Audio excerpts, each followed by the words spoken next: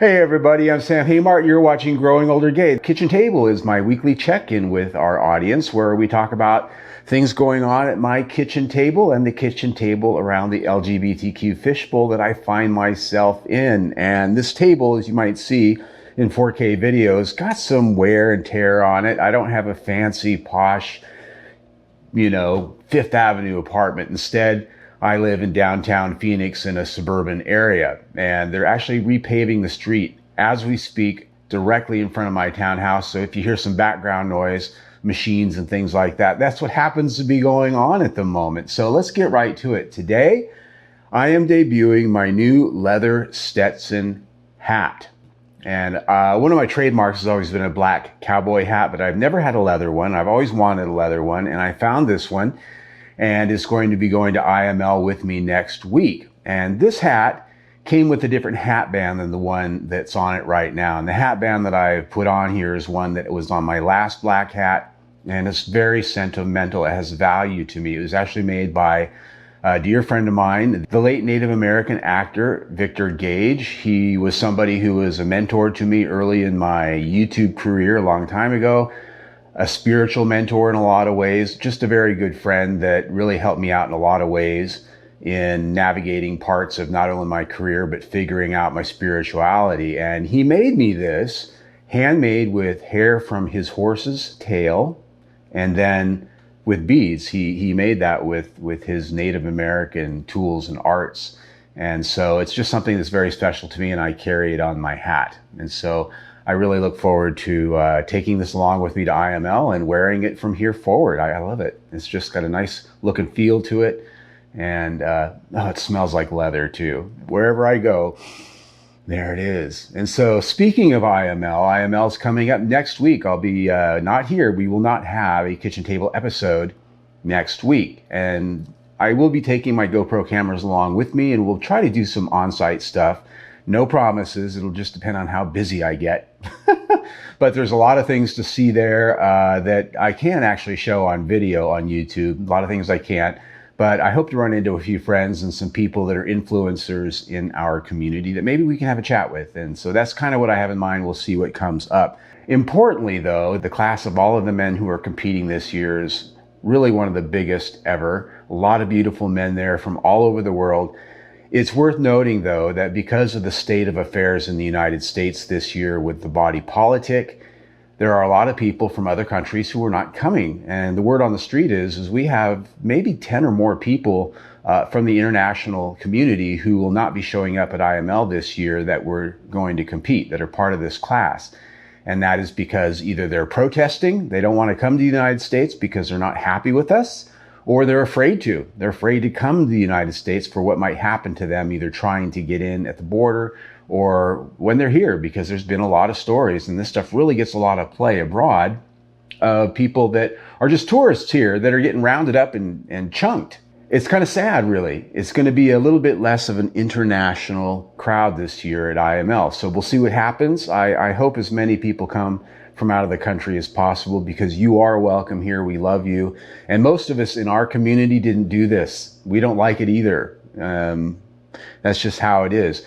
But since we're talking about that, we're going to segue into coming to the United States. And one of the things you really need to be watching out for if you're traveling here as a tourist, if you are a citizen or somebody who's got some other form of residency that you're maybe returning from a vacation or a trip, U.S. Customs and Border Protection, CBP, they can search your phone at the border, at the checkpoint. They can search your phone if they want to, which means that you're already subject to search your luggage and all of this other stuff, but they can demand your phone from you and start scrolling through it, looking at pictures, looking at information, text messages, looking for anything they can that appears to be illegal. I'm sure many of you out there that might be watching have a few things that have immediately come to mind that might be on your phone, maybe from a trip, or, depending on who this person is that's checking your phone, what their opinions on things are, what's obscene, what's not, what's illegal, what's not. It doesn't even need to be legally illegal. But if they find anything on your phone that's objectionable to that person, that can really cause you problems at the border. And that means maybe not getting into the United States at all, or maybe going to a search. And there's two kinds of search. There's a basic search where they just kind of scroll through your phone and look at it. But if they see anything on there that really gets their attention, they can do an advanced search where they take your phone, they hook it up to another device, and they completely do a deep search. Yes, you can object to this, particularly if you're a citizen, but that can still cause you a lot of headache and delay and things like that. So just be aware of that. And on that same topic, the next thing I want to talk about is another thing that's part of Shit Show 2025. It was part of Project 2025 that everyone warned us about last fall during the election season, and all the naysayers went, oh, that's just election talking points. They're not really going to do all that stuff. Well, guess what? Almost 80% of what was in Project 2025 is in the process of being implemented. Almost all the people that wrote that thing have been placed in the government, and they're in control of things. Well, the next item that was part of Project 2025 is a new piece of legislation that Mike Lee of Utah, do your math there, he has introduced, which is called the Interstate Obscenity Definition Act. They basically want to go after porn again.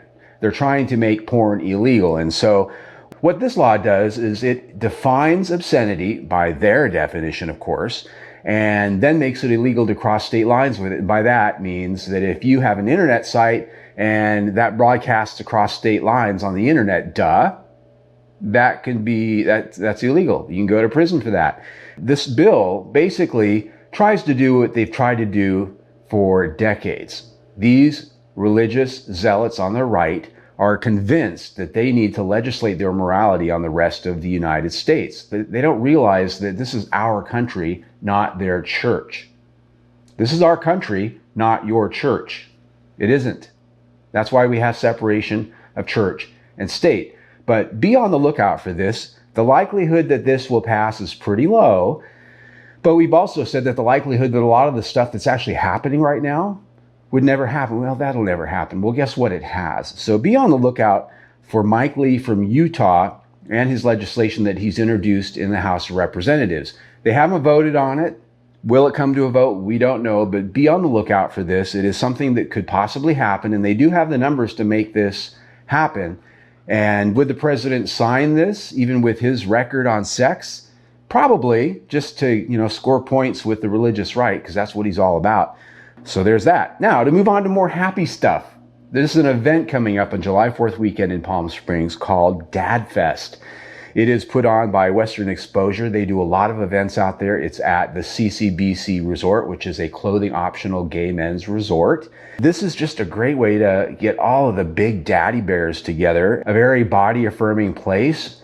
Body types of all types are welcome. Around the pool, there's the DJ set from Dry Heat that's going to be there all weekend. CCBC is a place with all sorts of play spaces and jungle areas and even a dungeon or two and things like that around the perimeter of the property. So you can hang out by the pool, you can have a cigar, you can play, you can meet up, you can go off into the bushes and do your thing. It's bliss and glory. Tickets are available right now at westernexposure.net/dadfest. You can find the link for that down below in the information section. I don't know if I'm going to make it this year. I say that with all the events that I talk about, but with IML coming up, that's like a mortgage payment or two, that event. And so we're usually kind of like buttoned down and dry for a couple of months. So will I be able to do something in July? I sure hope so, because this looks like a lot of fun. And I've been to one of Western Exposure's events before. They had a big Christmas bear event, and that was just absolute bliss. It was a lot of fun, even in the middle of in winter out there by the pool in the hot tub. And my husband, he doesn't really fall into the daddy bear category. He's a lot younger than I am. He's just a different stereotype, but he had a lot of fun there himself, and the daddies just loved him too. So Dadfest in Palm Springs. And that gets us to Pride Month is coming up very soon. And I'll talk a little bit more about this on our Friday after I get back from IML. But if you're looking towards Pride and where Pride is in your city, check out the events calendar on our website, growingoldergay.com/events.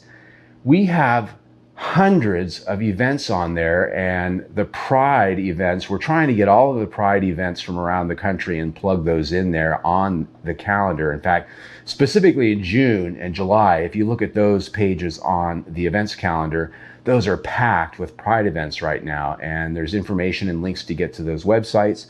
And if you go to our resources section, there's even a whole area there where there's actually a growing list of all the Pride organizations around the country that are actually putting these on. So you can find their website in your town or nearby region, go check it out and get more information on their Pride event. And we're working on that right now. If your city, if your state is not there, put a comment down below and we'll make sure to get to it and add that, because we're really sort of hitting the big cities and states right now, and we want to eventually filter down to every little place that we can find, because especially now in this environment, Pride really needs to be supported in our communities out there, because the corporations out there, and I work for one of the big mega corporations that has traditionally supported Pride around the country, and they pulled that back. Pride here in Phoenix used to have their main sponsor used to be the company I work for, and not this year. And there's a lot of other big corporations that have done that too. So our Pride organizations locally really need our help and our support going into our Pride events this year. And that might mean just showing up and buying a ticket. It might mean donating money where you can, all of those things. So that's pretty much all I have for this Friday. I am very grateful for a growing audience that is watching. You are not only watching this, we're almost up to 100 views a week on this show, which by comparison to my other YouTube channel, where it gets thousands or tens of thousands a day, I'm very humbled by the fact that I'm getting 100 views. Or right now we're just a little over 100 subscribers, and for that I'm grateful. We do need to get more subscribers to help grow the channel, so tell a friend, spread the word. I really want to build this Growing Older Gay into a entertaining but informative resource for those of us out there in the maturing gay audience, both men and women, transgender. So just tell a friend, spread the word, and check out our social media there where you're at it. We do a lot of stuff on our social media, daily affirmations and things like that, well, a lot of people might just find interesting. I think you will. And might start showing some pictures too. A few more shirtless, hairy, hatted pictures. I love you guys. Check out our latest video right there. Subscribe right there. And have a beautiful week.